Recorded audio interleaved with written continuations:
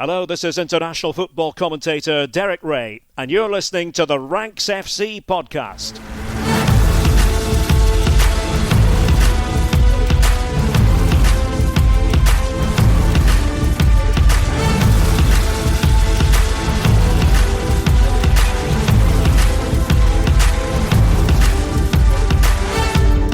Hello, Rank Squad, and welcome to Ranks FC. It's your favourite transatlantic football podcast coming at you from the last week of the transfer window. My name's Jack Collins, and I'll be your host here from London. And across the water, all the way from San Diego, it's our transfer guru doing what he does best. It's Mr. Dean Jones. How you doing, mate?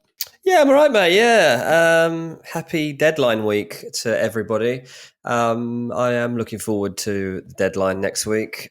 It's been a weird month, and I have to say, I don't know why this has to be a month. Nothing happens until the last few days, really. It keeps me busy because there's loads of speculation, a lot of positioning, false positioning, a few whispers, a few briefings, a few lies from people, and it's like filtering all of this information. Basically, just positioning yourself for the final few days when some stuff might actually happen. Came into the window not expecting it to be very busy, and there has actually been loads of chat, especially in the early days. It actually kind of exploded early on in the first week, even though there was no concrete movement, and it's kind of faded. I mean, the last couple of days have been almost dead at times, but there is stuff to talk about. Stuff is going to happen in the final days, and yeah, across this episode, I've tried to tee up some deals for us to look out for, and in hope that none of it goes out of date. So, just bear that in mind as we're talking, that we are recording this on Tuesday and that you'll be listening to this on Wednesday, Thursday or Friday, I imagine. And so it might have moved on, but it's all relevant in some shape or form. And yeah, there's some very interesting players still to move in this window. Yeah, absolutely. I think it's going to be an intriguing last couple of days because there's some big names being thrown around, and I'm sure we'll get stuck into them. Before we do, I wanted to do a little bit of a different things we love. I know that you've been working very hard on the main thrust of this episode, so I thought I'd take point on the start of it. And I thought I'd do a little mini ranking of things I've loved this weekend. Nice. Now, this probably would have included Bournemouth, right? Because Bournemouth's win over Nottingham Forest, the 5-0, was one of the most astounding performances I've seen in a long time. But I've decided to go one better on that. And on Friday, the truth will all be about Bournemouth and Nottingham Forest and their seasons so far, how they've both been so good in the Premier League. So Dougie, Sam and myself will be talking through that on Friday's episode. It's already it's in the can, so you can look forward to that one. Just come back from the studio recording with the boys. So that's going to be a lot of fun to listen to. But taking away from them, I wanted to just kind of highlight three things that happened this weekend that I very much enjoyed. And at three, I put the chaos at Milan. So I don't know how much of you have seen what happened between AC Milan and Parma this weekend. Milan won 3-2 at San Siro, which is a result that you'd kind of expect from this kind of game. You know, there's been a bit chaotic at Milan, but you would expect them to beat Parma, who have been okay, but nothing, not ripping up any trees. But it didn't kind of play out in the way that you might have expected. Parma took the lead. Christian Pulisic pulled Milan level with a penalty. And then with 10 minutes to play, Milan pushing for the winner, Parma scored the second from Del Prato, who, with 10 minutes to go, put up Parma in what would have been a pretty famous win here. Then it went mad, right? And over the next sort of 10 minutes, everything happened. Davide Calabria is substituted just before Parma score. He's the club captain, and he's a right back, and he comes off for Luka Jovic, who comes on as Milan go to chase that goal, but instead they concede. Right. Anyway, in the 88th minute, Stranja Pavlovic, who's back into this Milan team due to some injuries and suspensions, hasn't been great since he moved in the summer, and I really thought that move would work. He scores, but it's given as a no goal for offside. Then, about 2 minutes after that, in the 92nd minute, Yunus Musa sets up Tijani Reinders to score the equaliser. And then in the 95th minute, Pavlovic makes up for the offside by setting up Chukwueze to score the winner. And obviously, San Siro goes absolutely ballistic. Yeah. Everyone went ballistic in different ways. Most people were celebrating. As the final whistle kicked off, Sergio Conceição decided he was going to have a fight with his club captain. So on the touchline, Calabria and Conceição have nearly come to blows on the touchline. Now, what the actual cause of all of this was, we don't really know. But I wonder if it's something to do with the idea that after he was taken off, maybe Calabria said something to Conceição. I'll be like, so you take me off, we concede immediately. What are you doing? And then I think maybe when Milan won, Conceição was like, I know what I'm doing. And it's all just kicked off. Yeah, true. It's all very interesting. Like the comments afterwards were very funny. Conceição was asked about, and he basically just went, "We're not in church. We're allowed to have arguments." And I was like, oh, that's a wild conversation. You are allowed to have arguments, but maybe have them in the dressing room. A bit of a strange one, but yeah, lots and lots of chaos in Milan. It was very enjoyable to watch. Lots of drama, and the tempest of Sergio Conceição does not look to be going anywhere. So it's nice to know that he still has that fire and that passion within him. The second thing I really liked this weekend was Gavi. Now, Barcelona had a massive win. They won 7-1 against Valencia. Big result for them. And look, they've now scored 12 goals in their past 2 games. So things looking up at Barcelona. But one of the nice things about this is that, one, Barcelona kind of did it with not a second choice 11. That's probably a little bit of a stretch. But they definitely rotated quite hard in this game.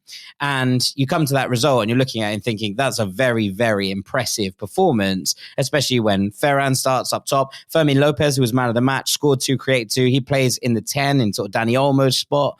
And there was a few more rotations than perhaps you'd expect. Eric Garcia playing as centre-back and Wojciech Szczesny keeping his spot after the Benfica game, which I don't think anyone was really, really expecting. So they win 7-1. It's a massive, massive performance. Things looking very, very bleak for Valencia, but I don't love that, so we're not going to talk about it. But the best moment of this game came late on when Hansi Flick sort of summoned Gavi about the 75th, 76th minute over to him and said, right, get ready, you're coming on. And I think by this point, the score was already, it was at least 6-1. It might have just been 7-1, might just turn 7-1. Mm-hmm. And Gavi was like, no, don't put me on. Give Pablo Torre a game. And so he said, okay, you sure? Hansi Flick gives him a massive hug on the sideline, sends him back, calls Torre over, brings him on. And Pablo Torre gets 15 minutes. And afterwards in the press conference, it was one of those where Flick was like, I love Gavi. How many players would be selfless and do enough to do that? Especially someone so young, right? Gavi's a youngster himself, but already kind of looking out for his teammates and seeing who isn't getting minutes and who hasn't been able to experience being part of what is a very fun Barcelona side to play in. And he gets his mate Pablo Torre on the pitch instead. So I thought that was lovely. Future club captain stuff from Gavi there, I think. Very easy to see. Mm-hmm. My favourite thing that's happened this week, Dean, was Jota returning to Celtic. Jota V3. Oh, yeah. Yeah. Now, those of you who've been listening to Ranks for a long time will know that Jota V3 has been one of my favourite players for ages and ages and ages. And when he first turned up at Celtic, I was absolutely delighted because I thought he was a real talent that hadn't been given the opportunity to really shine anywhere he went. And he was brilliant at Celtic the first time round. And then he had a selection of very strange moves. So he went off to Saudi Arabia for a little bit and basically didn't play, was frozen out of the team at Al Ittihad. Basically didn't really see any of him in Saudi Arabia. And then he moved off to Rennes, where he's really struggled to play football at all. And a couple of days ago, I often say that homecomings are a bad idea in football because a lot of the time there's such a huge expectation on a player that when they come back, they're either past the peak of their powers or they come back and they fail to live up to the expectations because something has changed within the dynamics of their game. But I don't necessarily think that's the case here. I don't know what Jota is going to be like back at Celtic, but I have an inkling that with a point to prove and the feeling and some of the posts that have come out of the club in the last few days, that this is going to be quite special. I think it's a good thing for him in that he's going to have to earn his spot back, right? Dyson Maeda has been absolutely sensational down the left-hand side for Celtic most this year, and Nicholas Kuhn has got that right-hand side spot sewn up. In many ways, he's been excellent as well this season. So Jota is not going to walk back into this side, but I think that he will have to go and earn his place. I think that under Brendan, it's going to be very interesting to see how he develops. But just the kind of, the smile on his face as he walks back through the doors at Celtic Park was something to behold. And I thought this is a lovely move, fits both parties. Obviously, Kyogo going is a big blow for Celtic and joining Rennes. I thought he would end up somewhere that wasn't a relegation battle in France, to be perfectly honest with you, especially for a fee of only £10 million. I'm kind of stunned that more teams weren't in for Kyogo, but we are where we are. But Jota coming back to Celtic Park, I think is a pretty special moment. And I'm really, really excited to see if he can kick on again from where he left off when he did depart Celtic.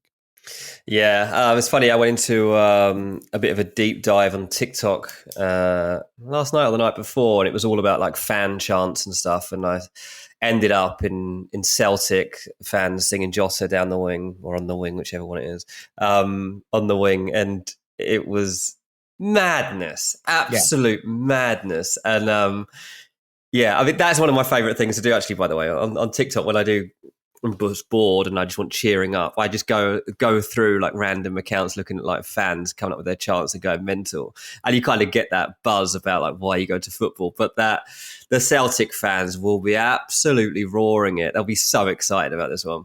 Yeah, well, it looks like homecomings for both Kieran Tierney and Jota. It does, yeah. In the next, well, if not immediately for KT3, then in the summer. So lots to get involved with. But yeah, I just thought I'd do a little roundup of things I enjoyed this week. I like that, mate. Thanks.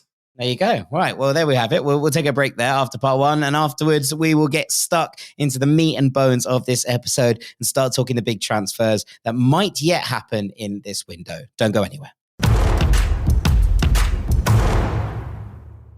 Welcome back to Ranks FC, where it's time to get stuck into our main ranking. Our ranking doing a little bit of a loose bit of work there, Dean. It's not necessarily a ranking, but we're going to talk through some big talking points that have yet to rear their head as we get towards the end of this transfer window. Yeah, I mean, we've got about 10 talking points here, so it's not a ranking in the strict sense, but it kind of is. We'll probably start with the biggest and work its way down. But yeah, in this episode, we'll preview some of the most intriguing transfer storylines that still need a conclusion as we head into the final days of the January window. I'll rank the top players who could still make a move and explore some of the clubs that are vying for their signatures, along with the factors, I guess, that might drive these potential deals and knock-on effects along the way. As we're recording this, Man United have finally just got their here we go on Dorgu from Lecce, a deal that they've been working on for the entirety of this month. Obviously, we did an episode right at the start, like saying which teams need to win the transfer window. Man United were high on that. And I said, the one thing that they are prioritising, they have to do is get that left-sided defender. Amorim is absolutely adamant that that is the one position he has to have someone in, because otherwise his setup just doesn't work. And they've got him. They've finally got the play. Now, this wasn't the top choice, but they've got Dorgu. Amorim is very happy with the physicality, with the athleticism, with the technical ability of the player. They're getting him for 30-ish million initially. He might pay add-ons along the way. So that's an important deal. We'll have to see just how good he is. And obviously Man United have made transfers before that haven't worked out, but on paper right now it looks like a reasonably good one. But let's start talking about some of the deals that haven't happened yet that need to. I'm sorry that we are starting on Man United because I feel like a lot of people are probably bored of hearing about them. But Marcus Rashford is obviously like something that just hasn't been sorted out. And I mean, it's just absolute madness, really, that we're here on recording on the 28th of January and Marcus Rashford not really even close as I sit here to knowing where he's going to be playing his football for the rest of this season. Obviously, he's done an interview in which he stated that he's ready for a new challenge. And as the month has worn on, relations with Ruben Amorim haven't been good. They are now at the point whereby Amorim is not speaking to Marcus Rashford. He didn't like the comments. He would have given him an opportunity to play, like he has with Garnacho, who's been given opportunities. But Rashford is not conducting himself in a way that has pleased Amorim. And the club are refusing to say outright that he'll be frozen out if he doesn't move. But I don't see how you can easily transition this player back into the squad. So we would have to see if nothing came through. But look, the Barcelona move is clearly the one that he wants. It's an extremely difficult one to make happen. I'm somewhat surprised that Barcelona are even interested in this player because I don't feel like it's something that they really need for the rest of this season, if I'm totally honest. Like, The guy is totally out of form. He's got no confidence. His fitness can't be that great considering he hasn't played for a while. And they've got better players in his position. So I'm not entirely sure why they would consider it, especially in their financial situation. But they have. So there is a small possibility that they manage to figure it out. And if not, does he go West Ham? Because that's the sort of offer that honestly might be on the line for Rashford to accept on, say, deadline day or the day before. Like, we might get to that point. So despite all the talk of Barcelona, AC Milan, Borussia Dortmund, Monaco, whatever else, West Ham might end up being like as good as it gets for Marcus Rashford if he is to leave Man United. And even in that case, Man United would have to consider West Ham obviously not going to go near his 350 grand a week wages. So tops 100 grand West Ham would give you. I'm not even sure they would be able to do that.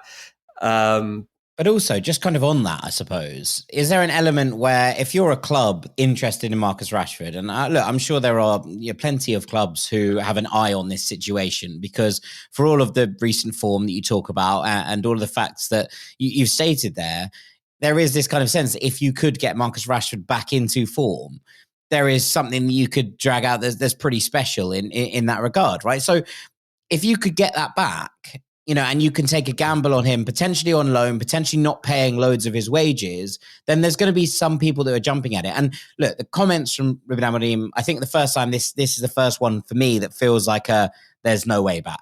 Right up to this point, I felt like it's, if they don't sell him, they're going to have to reintegrate him. There's no other way that this can work. But how does that all play out and what does it look like? I wasn't quite sure. But I think with these comments, it does feel like United will be desperate to get him off the books, to just rectify this situation, to put their faith in the manager, to get to where they are, right? So if you're a club who's interested in Marcus Rashford, surely you just sit. Surely you just sit tight. Because the longer you go and United, become slightly more desperate, I suppose, to actually fix this situation. They don't want him, not being in match day squads for the rest of the season and taking that 300 grand a week. So even if you could take 100 grand off it, as you say, with someone like a West Ham, and also put some distance between the whole situation, they're probably going to look for that.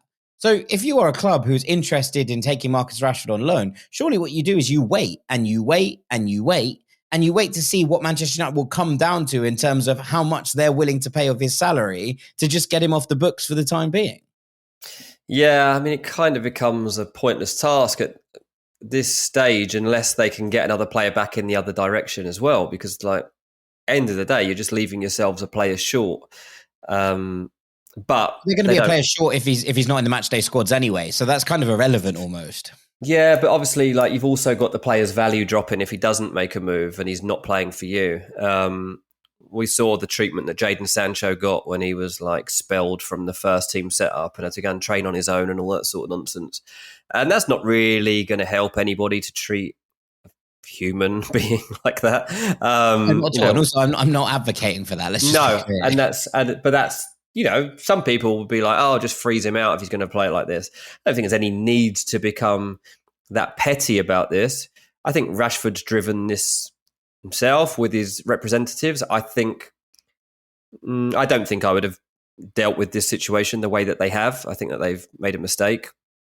But I also don't think he's really worthy of playing for Barcelona, if I'm totally honest with you. And I think that a club like West Ham is about where he sits right now, if I'm totally honest, and I think it might be a bit of grounding for him, and it might be an opportunity to get back to it. Now, ideally, I think he would go abroad just because you're out of the limelight and things like that, and you can have a bit of mental space to breathe because you'll still, Marcus Rashford in London. You can imagine if he goes out even for one night, how many cameras will be on him. So there's things like that we would have to consider about a move like that. West Ham are looking, as usual, at 10 different options at the moment. But Marcus Rashford is one of them. So we'll have to wait to see. One thing to consider too around this, which is complicated, is that Marcus Rashford has an image rights issue in terms of the payments and the terms of the payments. And that does complicate a transfer. I'm not going to go into the ins and outs of it here because it was boring, but that is an underlying factor that has made things difficult for a deal. So let's see, because the plan is that Rashford doesn't play for Man United ever again. there's no plan for him to, and ultimately they want to get some money for him. I mean, at the end of the day, Marcus Rashford's probably down to being about a £30 million player at this point. They once thought they had a £100 million asset there, so that's bad. I'm going to roll it on into the second player I wanted to talk about, which is Alejandro Garnacho, who I'd say Friday going into Saturday looked more likely than not to be leaving Man United. Chelsea had put their foot down on the deal a bit, and even though he'd been continued to be involved in Man United teams and starting lineups, there was no sign that he was totally committed to the team, and that's a slight problem. Now, he didn't kick up a fuss in the way that Rashford has, and that's why Amorim continued to pick him, because Amorim actually kind of likes him as a player, and he also doesn't have that many other options to pick someone else. But Chelsea have gone a little quiet on this, and I think Man United are a little bit surprised, because I think they thought this one was heading towards a place whereby they would end up completing a transfer of around about 55, 60 million pounds for Garnacho. Now, I think that one of the reasons this may have stalled is that if it was to happen, United were beginning to explore a replacement coming in, ideally from Chelsea, and that Christopher Nkunku would become part of the puzzle. Now, Nkunku also is wanted by Bayern Munich. There's definitely a possibility that he does make a transfer before deadline day. But that hasn't really managed to materialise as part of this deal. Man United don't have any money to spend. Like, they've basically spent everything they had on Dorgu now. Like, that, all their money's gone. So the only way they can buy somebody is to get money through the door for somebody like Garnacho, or we get a swap deal type thing happening. And that hasn't really come about with Nkunku. So I think that's why the Garnacho Chelsea thing has slowed down. Obviously, Napoli have shown interest too, so we'll have to wait to see. Maybe that resurfaces, but maybe it doesn't. Worst case, Man United not too worried about having Garnacho still in the team. Like, Amorim, the United board, not at any point have they been pushing the player towards the exit. This has been very much a player-led transfer as he contemplated his options, because he doesn't feel that the team set up at Old Trafford suits his style of play.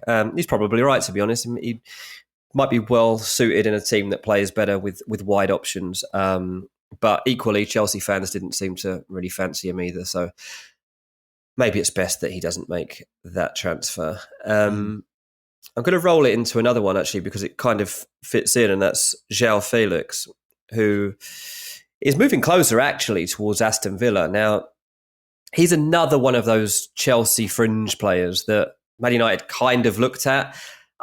Not as strongly as Nkunku. I think because his style of play doesn't necessarily suit the system as much in terms of intensity. I think you'd view João Félix as a bit more of a luxury player. And they didn't really want that. But I'm surprised this didn't get a bit more scope for it to happen, because I'm completely guessing this part of the analysis, but Ruben Amorim's Portuguese, so is João Félix. Why can't they just get along together and make it work? Nevertheless, it's Aston Villa who have put their foot down and have tried to get João Félix to Villa Park, which is very interesting. Not for the first time, right? Not for the first time. And obviously, Villa's sale of Emi Buendia to Bayer Leverkusen has opened the door for this to happen. And I mean, you've got to look at it as a potentially marquee signing for Villa. I mean, this is a huge name. This is a big transfer if it can go through. And I think really exciting, to be honest. Felix has at times done well at Chelsea. It felt weird to me when he went back again. I didn't really understand why he would do that, why they would do that. There's never been an obvious fit here for me. But clearly, this is an unbelievably talented footballer. And under Unai Emery, maybe it's worth that chance and that risk, if you like. So this is one that actually... It is a bit of a risk. I will say this, in terms of what it does for Morgan Rodgers' future. You're looking at a player here who is exceptional, and I know that it's a little bit different at Villa because of the style that they play, and obviously with this two kind of wingers cutting inside, maybe you could find another space for João Félix playing as potentially a slightly wider footballer. I never thought that's got the best out of him. I think he's played his best football when he's played sort of central off a striker in that kind of SS role, if you will, secondary striker. So those are the ones that I'm kind of intrigued by, because whilst I understand actually for Felix going somewhere like Villa and being kind of a very big fish in that pond, and that's not to kind of diminish Aston Villa as a football club, but João Felix was a player that, costs Atletico Madrid over £100 million, in recent years. You go in there and there is some weight attached to your name. But I did wonder if actually the system at United fits him a little bit better than the one at Aston Villa. And, the kind of other thing that's going on here, obviously, is the whole potential move for Axel Disasi, which Villa seem to be pursuing as well. They can only loan one player from Chelsea. You can't loan two from the same club. And that would mean that they're in a little bit of a bind in terms of, what are they prioritising here? Are they prioritising a creative player, or are they prioritising a centre-back? Because if I'm Villa, Disasi might not be the answer, but I am prioritising a centre-back in this window, considering the options and the injuries that they have at the back right now. Yeah, that's true. So it's a really interesting one. I'll tell you what, there's another layer here that we need to add in. Two layers, really, actually. First, from a Villa perspective of where does he fit in? Well, John Duran is continuing now to be talked about too as potentially leaving Aston Villa. Now, there was some talk around him going to Chelsea. I'm told that, it was mentioned, but it was more kind of in passing as part of these discussions for Disasi, for João Félix, than it was like a strong push, like we want to sign Duran. It was more like, what's happening with him? Is he available? What would the price be? Okay. That's, I think, as far as it's got as we're recording right now. But there is opening up to be more scope for Duran to actually leave Aston Villa. And a move to Saudi Arabia is starting to look more plausible. I'm not an expert on Saudi Arabian football, so I'm not going to pretend to be right now. But Al Nassr are the team being linked to John Duran. And there's talk of a transfer fee towards the 70 million that Aston Villa have actually kind of put him at in the past. If you think of like that derogatory West Ham offer earlier in the window, things like that. If they're going to get the sort of money that they want for Duran, maybe it does come from Saudi Arabia. Have to wait to see whether Duran would be interested in that. But I think that makes sense. If Duran's going out the door, it doesn't affect Morgan Rogers because they've already got an opening in the squad, and that's because one of their best players is leaving the club. Sorry, but I think Duran has proved himself to be one of Aston Villa's best players, even if it isn't an impact player. Yeah, hot and cold. And I think that's... He's so good though, mate. Like in terms of that, how Villa's, the moments he's provided have been so important. I'm not saying he will be happy with just having moments, but that's been the fine balance, hasn't it? No, and I absolutely get that. But I do think that there is something quite interesting in terms of he's been very, very good in short, sharp spells, right? The actual games that he played over the Christmas period where he was a starter, he did okay. But ultimately, his best role has been as an impact player, as you say. I think that there is a lot of discussion around John Duran, which makes him feel like the finished article already. And I don't think John Duran is the finished article. Now, I think that there is real scope for him to go and get better. And look, we've discussed this, we've discussed it with Sam before and various things, but Emery has been frustrated by him at times. That's not a secret in terms of the way that he plays, his lack of kind of positional discipline, all of those things. And that doesn't make him a bad player. It just makes him a slightly uncomfortable fit for what Emery wants from that player. And I think that his comments last week about, it's my fault, I tried to play Duran and Watkins together, they can't play together, is a really interesting one in that regard. And I wonder if there is just something in the idea that he wants someone who's maybe not an out-and-out striker who's going to be able to fit into that role slightly differently, who can still, play in multiple positions, who's potentially slightly more coachable in terms of what they bring to the team. And I wonder where, wherever John Duran ends up and, even if he stays at Aston Villa, what these next few years look like, because I don't think there's any doubt, that he's a sublime talent. But equally, there have been other sublime talents who have not been able to adapt their game to being that 90-minute player, to being, to changing from an impact player into someone who makes those things happen every week in, week out as a top number 9.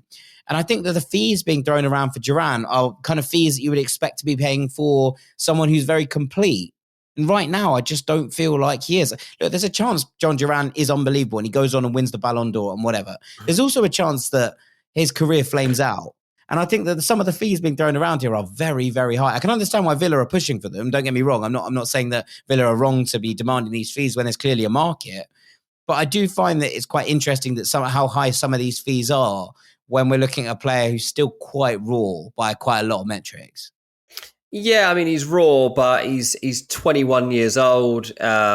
He's played pretty decent amount of minutes now in the Champions League. I know most of it's been off the bench, but he has got minutes behind him in the Champions League at that age. And also he's had a decent goal record across the season so far. He's got 12 goals in 29 appearances for Aston Villa this season, some of those being important ones in the Premier League. So I think when you counter those 2 points, it's pretty impressive, actually. And considering that teams were seriously interested in signing him before he did this season, in the summer, I was really surprised.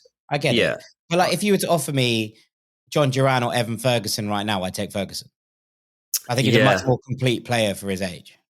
He is. I mean, if you want, I can go on to speak about Evan Ferguson in one second. Like a nice segue. Yeah, I mean, first I'm just going to address Matthias Tel because it kind of fits in with the whole Chelsea thing. So I might as well fit it in here.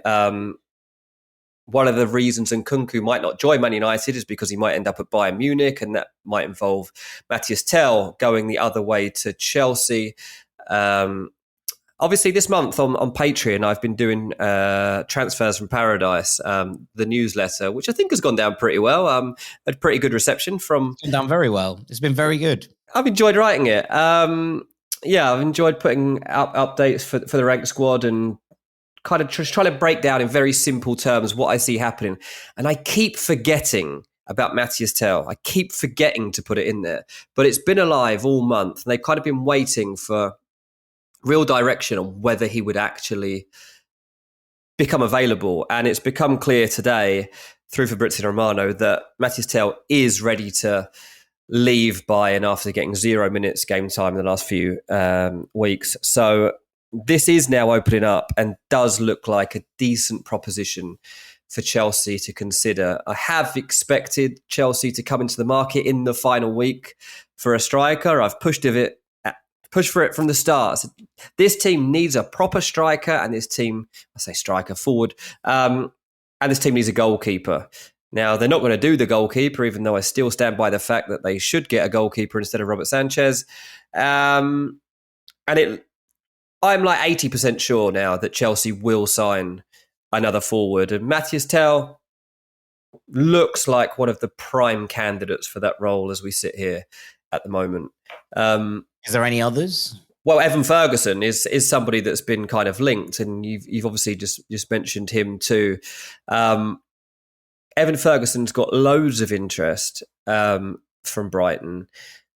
They haven't been desperate to kind of push this month, but Spurs, West Ham, Chelsea, and Bayer Leverkusen too now are all kind of on this case for Evan Ferguson. A story has just broken just as we began recording that Brighton have knocked back a first approach for Evan Ferguson. It was an unnamed club, so I haven't even had time to check out which team has actually made the offer yet. So apologies for that. But there is a high likelihood of a move happening as we get down towards deadline. Whether that ends up being on loan or a permanent, we'll have to see. Arsenal have also been linked with Evan Ferguson. Unlikely, various reasons, but they don't even have a loan spot available at the moment domestically. And I can't see them going for a player that has, one, had a reasonably serious ankle injury recently. Yeah. Two, is extremely young and untested at the very top level. And three, he's had 2 Premier League starts and 2 Carabao Cup starts. So I don't really think that that's what Arsenal need right now. I'm not saying that Evan Ferguson couldn't be good enough to fill that role for Arsenal. I think on a permanent, that would seem just kind of not what they need right now. And I've always been told that they are going to sign somebody that is definitely a level up on what they've got so far. So I would be slightly sceptical of that. But these new links to Leverkusen are interesting, obviously, with Victor Boniface leaving Leverkusen, potentially. Would seem to be on the brink of him now, don't we, going over to Saudi Arabia? Yeah, I mean, it's interesting, that one, in that Victor Boniface is kind of younger than I think everyone sort of thinks in some ways. He's about 24 years old. There was a brilliant piece on him last year, which was basically a number 9 with the soul of a winger was the title of the piece. And I can't remember for the life of me who it was by right now. But if you search that title, you'll find it. It was a glorious piece of writing about why he was just so good. I think it was on Scouted. But you kind of look at, what he's done, and you're thinking about this potential move. This feels like a big move for Saudi Arabia, right? It's no longer buying players towards the end of their careers. This is bringing in someone who's had genuine interest from across Europe, who absolutely lit up the Bundesliga last season with that all-conquering Bayer Leverkusen side, and who is potentially going to go and spend, the peak years of his career now at Al Nassr, as first off as Cristiano Ronaldo's strike partner, and then potentially as their number 9 going forward. So it's quite an intriguing move, I think, that one, and a kind of change of pace a little bit from Saudi Arabia in the way that they've been doing business. Look, obviously, in some ways, I watch a lot of European football. Watch a lot of the Bundesliga. I don't watch that much Saudi Arabian football. So, from my perspective, in terms of watching him, and I've always very much enjoyed watching Victor Boniface, it's a shame, I think, from that regard. But equally, there are opportunities there, and he's going to take one. If that opens up a spot for Evan Ferguson under Xabi Alonso would be something very, very interesting, because we've seen so many players improve under him. I suppose the flip side of it is Patrick Schick has been in absolutely sensational form.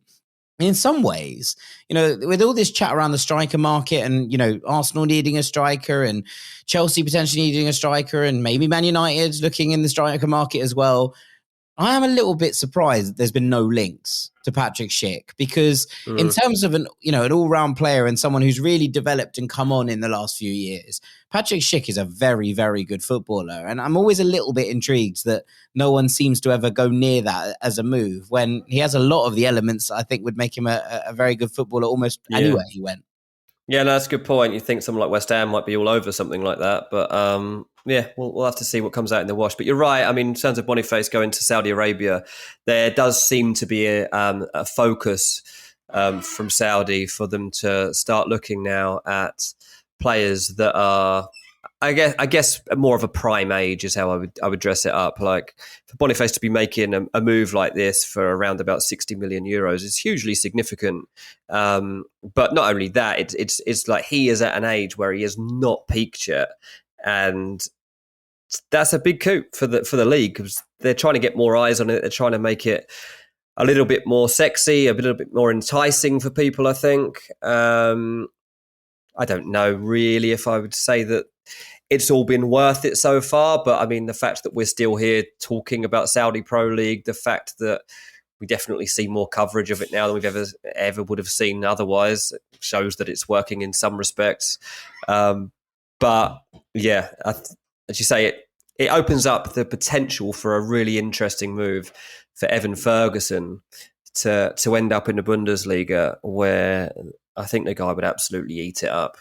Yeah, I mean, anything that's going to get Evan Ferguson regular minutes as an Ireland fan, I think is probably a good thing from where I'm standing. So I'm excited. And in some ways, I imagine a move to the Bundesliga from a Brighton perspective is a little bit easier to sanction than a loan move to another Premier League rival, especially with Brighton struggling a little bit. If he goes around there and ends up at West Ham and scores 10, 12 goals in the back side of this season, then there's going to be a lot of question marks over Brighton's ability to handle business in those areas. And especially with them on a slightly uncomfortable run of form as it is right now. So I would like to see, and I wonder if that's a one that actually heats up over the next few days, especially if Boniface does depart for Saudi Arabia. Let's take a little break there. After the break, we'll come back and we're talking about more of the big moves that could happen before deadline day. Don't go anywhere. Welcome back. Part 3 of the Ranks FC podcast, talking about some of the movers and shakers that could end up domino falling before deadline day closes and this transfer market pulls to an end.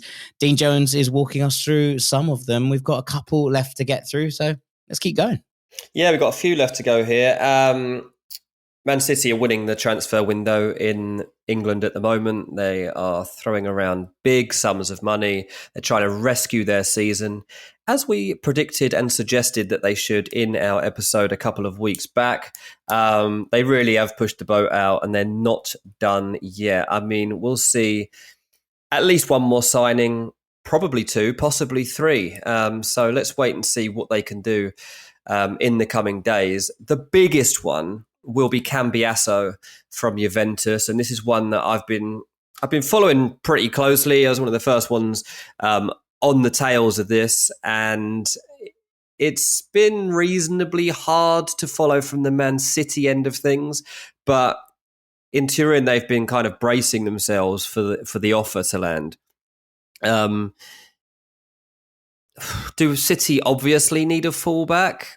I'm not sure. I'm not sure that, like you'd say, like in the here and now, like that Cambiasso is 100% needed. But at a time when you can see that the team is going through an overhaul, I guess it does make some sense in the style of play. But City now deciding whether they think this is worthwhile in terms of pushing. Now, as I say, we're recording this on Tuesday. I spoke to someone about the deal this morning, and they know that Man City is sitting waiting for this, and they're trying to push it back, basically. So Juve didn't want to discuss this before their Champions League match against Benfica. Obviously, everything is going to be ending for the Champions League league stage on Wednesday when all the final matches are played.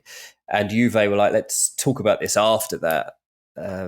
So I'm not entirely sure that Man City haven't been in touch, but that's when Juve want this to come through. Cambiasso won't even be playing in that Champions League match. Motta says he's not 100% fit. I don't know whether that's true or not, but make of that what you will, etc., etc. That's the line. What is interesting is when I was making my checks on this is that the price has gone up on Cambiasso. So initially, it was going to be kind of a ceiling of 60 million euros on this deal. And Juve are now going to try their luck and set this up at 80 million euros. I don't think they'll get that. I don't think that they're going to get 80 million euros, but I was always told that they will go after every penny they can if Man City truly come in for Cambiasso, because it really would open the door for Juve in terms of what else they are capable of doing. Probably not just in this window, but in the next one too.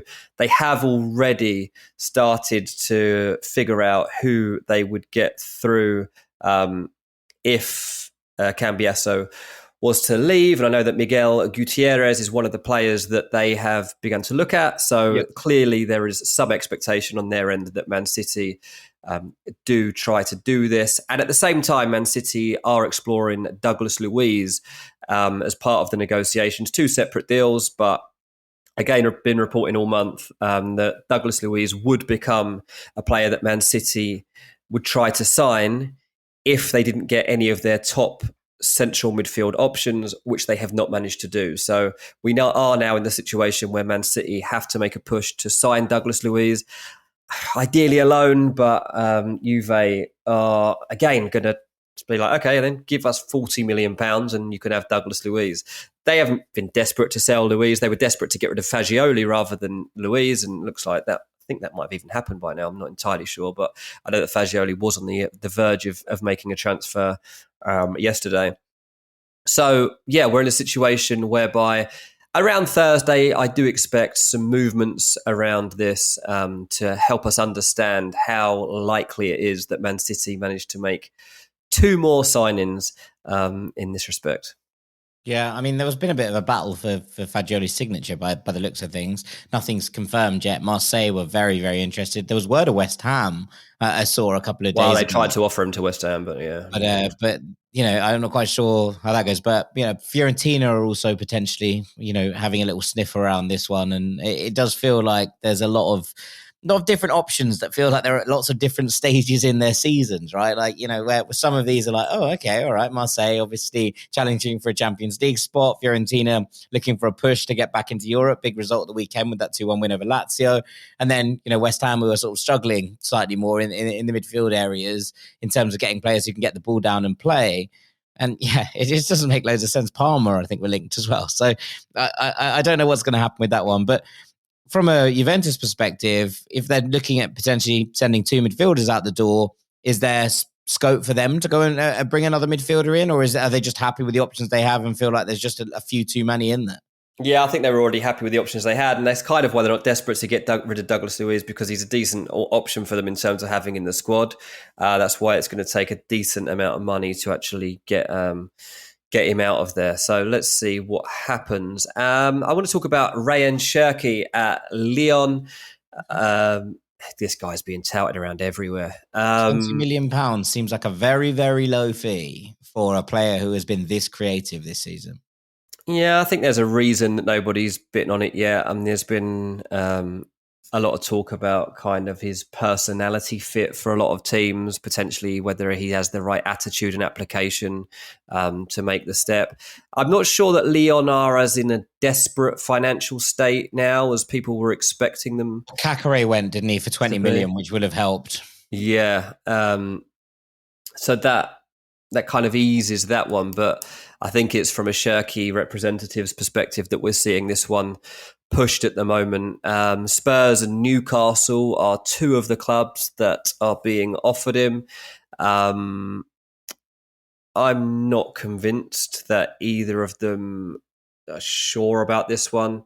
Neither of them play with a number 10, or at least a very, very obvious number 10. And Rayan Cherki is very much a number 10. Yeah. I think there's obvious reasons for Tottenham to steer clear of this one right now. I think there are more pressing matters in their squad to fix than have somebody of this type around. And for Newcastle, I'm told that Eddie Howe just isn't that big a fan of the player and feels that there are better options out on the market available to him. But, this is a player, when he gets touted around, when he's obviously a very, very talented player. Yeah, he's an exceptional footballer, like absolutely exceptional. But like I have kind of looked into this a little bit more, and the lack of dynamism you get from him when he's playing on the wing as compared to in the centre, I think means that his options are always going to be relatively limited in terms of teams that play with a specific player in that hole, and also someone who's not going to be, you need to shift out other players to try and make that spot your own. So it's a bit of a strange dichotomy for quite a very, very creative, very talented footballer, but one who is slightly maybe one-dimensional, not in terms of his style of play, but in terms of where he fits into a system. Yeah, I don't know where he'll end. I do think there's still a chance he moves towards the deadline, but probably, I don't know, Everton, West Ham, those sorts of clubs, I'm sure, will be linked in the coming hours or days. So just one for you all to look out for then on Cherki. We'll talk about Angel Gomez at Lille, who is being talked about a lot at the moment. Now, the next 2 I'm going to talk about actually a little different to all the rest on this list because they're not really for the here and now. Gomez, somebody that is available on a pre-contract as he'll be a free agent at the end of the season. And this is somebody that Tottenham are really pushing hard at the moment for. Daniel Levy, for all the criticisms that he's had this month, this has been a deal that he's been active on. I know that for weeks Tottenham have been engaged in conversations in France around various players, but particularly around Gomez. The fact that he is counting as a homegrown player is massively beneficial to what they want. They are also looking for a new figure in their midfield for the long term. And I think they thought that Man United would probably make a play for this, and that doesn't seem to have materialised so far. Spurs, I think, were willing to try to get a cash deal for the player to come in this month, but like at a heavily discounted price, like under 10 million, which doesn't seem to have been really entertained. But West Ham on the case here too, with Gomez, and have, I understand, already made an offer to him. So this doesn't have to be sorted out by deadline. Like, the player can take longer to make a decision here. It wouldn't surprise me if it did come out before deadline that he made a decision on where he was going next, but it doesn't have to be. But this is where a lot of Tottenham's attention particularly has gone at the moment. And on Tottenham too, by the way, Tyler Dibbling is somebody that is probably worth a mention. When I say that Newcastle and Tottenham are two of the teams that Ryan Shirky has been linked to, well, Tyler Dibbling comes under that bracket as well. And let's just say that from what I'm told, Eddie Howe's a lot more keen on Tyler Dibbling than he is on Shirky as a fit for his team. And you can believe that 100%. Again, Dibbling doesn't really have to decide in the here and now because it's expected that he would see out the season with Saints and then leave in the summer. So unless someone comes and buys him for significant money because Saints are clearly going down, they might decide to cash in. But I think it'd have to take a pretty good offer to get him. With Almiron departing and that right wing spot, obviously Jacob Murphy's doing a very, very good job there in terms of balancing this Newcastle side at the moment. But I think that, it's somewhere where Newcastle have looked to upgrade for a number of years. And I think that Dibbling fits the kind of personality of that side quite well. I quite like that as a move. I've got to say, there's been a few things touted around for Tyler Dibbling. But a move to Newcastle United does feel like the kind of thing that would actually fit, and he'll get those minutes and reps and opportunities to actually go there and be part of something at Newcastle, especially if they get European football next year. I like that. You know what? There's some moves you look at and some moves you think, maybe. But that one for me stands out as that looks like a good fit and a nice space for him to develop. Oh, good. You can read all about it on Give Me Sport because I wrote about it today. There's a big article over there about it. And then Sver Nipan, who is at Rosenborg. Nipan? I'm not actually sure which way around that is. I'd say it is Nipan. Yeah, I think it's Nipan. But I keep hearing people say Nipan, which is making me doubt myself. But I think it's Nipan. Well, it was. Do you remember Neeland, the old Aston Villa goalkeeper? That was definitely Neeland. So, I'd imagine it's similar. I think it makes more sense from a Norwegian people perspective. Called him Nyland as well. So I think this is right. I'll call him Sver for now. Either way, I'll also call him a really good central midfielder. And there's loads of teams that have been on his case. And he made a bit of a stir at the weekend because he was pictured in a box at the Etihad. I think it was Erling Haaland's box, actually, at the Etihad when Man City played against Chelsea. Weird. Man United, yeah. It'll be in Martin Odegaard's box next week. Well, this is the thing. Martin Odegaard had already kind of been helping this one move along. So Man United were favourites to sign this kid, who genuinely is like a wonder kid. Like he's talked about in an Odegaard type way as a player that's breaking out in Norway, and he should, if all goes to plan, become a really big player over the next decade. So United were expected to actually sign this guy, but I think they've had to refocus because of the problems that exist within their squad. Arsenal have always had an eye on it and basically started to take control of the situations. And I'm told that Odegaard has helped to sway things in their direction. So it's interesting that you mentioned him because, that genuinely has happened. It's Odegaard perhaps versus Haaland for where this ends up. Now, Man City aren't directly looking to sign him, but the City group are. And that's why you would have seen links to Girona potentially for this player to consider, which is interesting because he's a teenager. He's coming out of Rosenborg. At the moment, their season works differently. So they are due to take part in basically a pre-season tournament over the next week or so. So they're training out in Portugal at the moment, and that's why he was on a break and was able to get over to England at the weekend before joining up with his teammates. But there's real appetite here to try to figure out quickly where he wants to go. Arsenal definitely in the lead. I'd say the City group are in the mix too, but Aston Villa have also tried their luck around this one, and that's because the player wants to understand what his pathway will be from here upwards. And I think given where Villa are at the moment and given there is scope for opportunity within their first team if you're good enough, I think he did have his head turned a little bit, so it might be worth looking out for. I mean, Real Madrid, Borussia Dortmund, these types of clubs have also kept tabs on him, so you never know. But yeah, word out of Norway has been that Arsenal have been in control of the situation, and it would be a surprise if any other club was to beat him to this move. Would be a really good signing for Arsenal. Nealon's had a word with him, been like, mate, Villa's great. He's just, just man to man, like namesake to namesake in some ways. Yeah, maybe, mate, maybe. Arsenal, by the way, still in the market for a striker. No obvious one at this stage.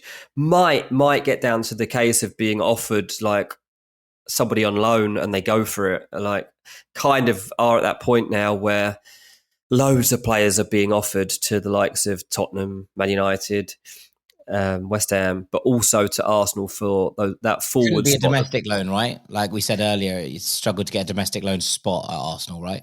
Yeah, so this would have to be a foreign loan if they were to do it. And that's fine because there are loads of potential options that are being floated to them from abroad right now. And yeah, it's just really something to look out for. Now, I'll just end really by talking about some notable players to watch. Maybe this fits in, maybe it doesn't, but maybe it does. Ansu Fati, wouldn't rule that out. Brian Brobby for Ajax, wouldn't rule him out of a move. And Andre Silva, RB Leipzig, wouldn't rule that out of a move either. West Ham linked with both Brobby and Silva. I think Spurs have been linked with Brobby. Not sure if they've been linked with Silva. Ansu Fati's been linked with Man United. So there's those types of players that I would just have an eye out for. You might hear their name just crop up right at the end again, because certainly two of them are gettable. Brobby and Silva are definitely gettable. Fati, Barcelona seem to be on the fence about it. They haven't committed one way or the other yet. Yeah, I mean, the lack of minutes that we've seen from him in recent games probably suggests that there's not really a spot for him in Hansi Flick's squad. But I wonder if Barcelona are going to let someone go, they're going to want to know that someone's coming in the other way at the same time. So I'm intrigued by that one. I really, really hope that Ansu Fati finds somewhere to reignite his career, because that early promise was so much fun.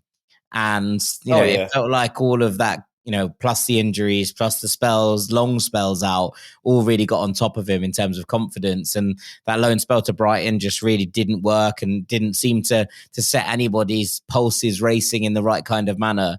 I'd really like to see him find somewhere where he can thrive again. So, yeah, I'd like to see Ansu Fati get a good move. 100%. Yeah, players like that are the best to watch, aren't they? That explosiveness, the way they get you off your seat, and that's the best type of player that any of us watch. The problem is, as soon as they suffer a drop in confidence or an injury that sets them back, it can be so difficult to get back to that level. And you see it time and time again where, especially players that break out of academies, and they're always the best ones and they've got the highest ceiling. It just doesn't take a lot for them to drift away. So Fati, I really, really hope that doesn't happen to, and that he can get his career back on path. Yeah, still very, very young. It's easy to forget how young he was when he broke through. But with that, Dean, I think it's probably time for us to call this episode a day. So thank you very, very much for all of that insight on the final days of this window. Sounds like we've got an exciting one in store. Yeah, I think we do, mate. I don't think there'll be a lot of sleep for me this week, especially being on this time zone. It's really weird because you're kind of having this anxiety in the middle of the night that you're missing something, because there's like an 8-hour time difference to London. But yeah, I'm dealing with it so far. It's fine. I'm kind of just living my life like you live yours and just don't sleep. Yeah, 100%. Welcome to the club. It's a lot of fun. Right, with that, I think we're all done. So I've been Jack Collins. Thank you so much for listening to this episode of Ranks FC. As I said right at the top, Sam and Dougie will be back on The Truth with myself on Friday. We'll be talking about Nottingham Forest and Bournemouth and their respective rises towards the top of the table this season. So make sure you're tuned into that. Dean and I will be back tomorrow night on Champions League Takeaway, trying to look at 18 matches across the course of one night. So a lot of content to get through this week. I'm looking forward to the amount of screens I'm going to set up to try and keep an eye on all of the Champions League tomorrow. But for now, thank you so much for listening, and we'll see you very shortly. Take it easy, Rank Squad. Peace.